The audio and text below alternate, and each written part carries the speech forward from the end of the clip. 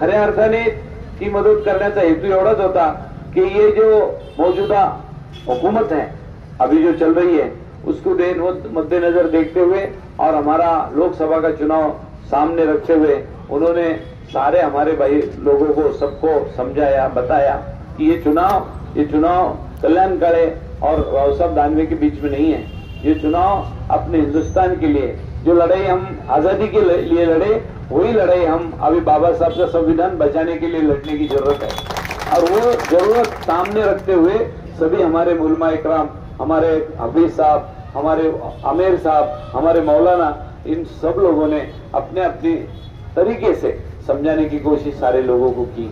हमारे जो सियासी नेता लोग हैं वो तो कर ही रहे थे, लेकिन जो मजहबी लोग हैं, जो मजहब में कुछ बातें सिखाना चाहते समाज को, उन लोगों ने भी इस टाइम सियासी मुद्दे को सामने रखते हुए अपने अपने जगहों पे अपने अपने लोगों को होशियार करने का काम किया। ये बहुत बड़ी बात मेरे लिए भी है और मुल्क के लिए भी है और कौम के लिए भी है। उन्होंने इतनी बात जरूर कही कि जब कभी आवाम को अपना आवाज बन के रहने का काम पड़ा तो जरूर कल्याणकारी साहब हमारा हम काम करेंगे। मैंने उनको बोल दिया कि उसके बारे में कोई दो राय नहीं होगी और जो आपने मेरे पे भरोसा जताया उस भरोसे भी कोई दरार नहीं आएंगी, ये भी बात मैंने उनको कही। उन्होंने एक बात बड़ी अच्छी करे, उन्होंने ये बोले कम से कम तुम कांग्रेस से जीत के जाने वाले ही है तो यही पार्टी में 5 साल रहो, कोई पार्टी छोड़ के मत जाओ।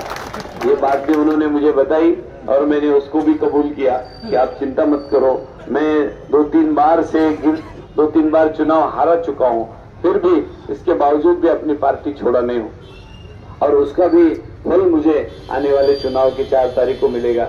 ये भी बात उतनी सही है। और हमारे जितने भाई है इधर, अभी ये भाई तो हमारे साथ में ही थे, लेकिन जो शिवसेना वाले जो भाई है उनकी वजह से मैं गिर रहा था 2-3 बार से, लेकिन ये भाई हमारे साथ में ये बारी में है, इसलिए अभी गिरने का काम ही नहीं, चुनाव हारने का काम ही नहीं रहा।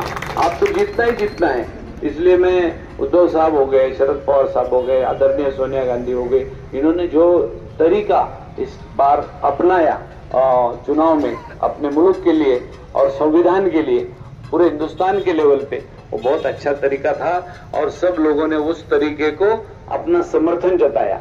सब लोगों ने अपना समर्थन दिया कि नहीं, ये जो बात सही है, बाबा साहब की जो संविधान है जो हमको दी है, जिसके तहत हमारे पूरा देश चल रहा है, मदद की और मुझे की है इंडिया महागठबंधन को की।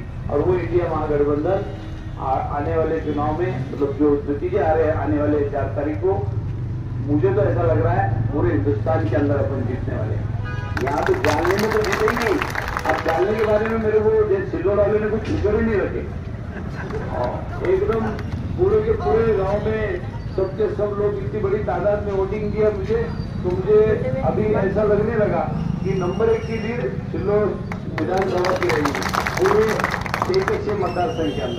म्हणून मी आपल्या सगळ्यांना या ठिकाणी आभार मानतो, आपल्या सगळ्यांना धन्यवाद देतो। आपका भी शुक्रिया अदा करता हूँ जो लोगों ने मुझे अच्छा सिर्फ मेहनत ही नहीं करी, दुआ भी चली हुई और वो दुआ तो 4 तारीख तक चलने वाली हुई। अब और क्या चाहिए मेरे को? कहने का मतलब मेरा ये हुआ कि ये बहुत बड़ा काम मेरे लिए खड़ा किया, इसलिए मैं सबका एक बार फिर शुक्रगुजार हूँ, तो सबका शुक्रिया अदा करता हूँ।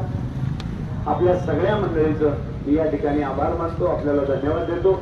आणि ही सभा, ही बैठक खऱ्या अर्थाने आम्ही आज आयोजित केली की फक्त तुमचे आभार मानायला, आपका शुक्रिया अदा करने के लिए, तुम्हाला धन्यवाद द्यायला, कारण तुम्ही मेहनत एवढी घेतली, कष्ट इतके केले। मी मतदानाच्या दिवशी आलो, नेशनल स्कूल में आया था, तो ती पाहतो गर्दी ही नव्हती।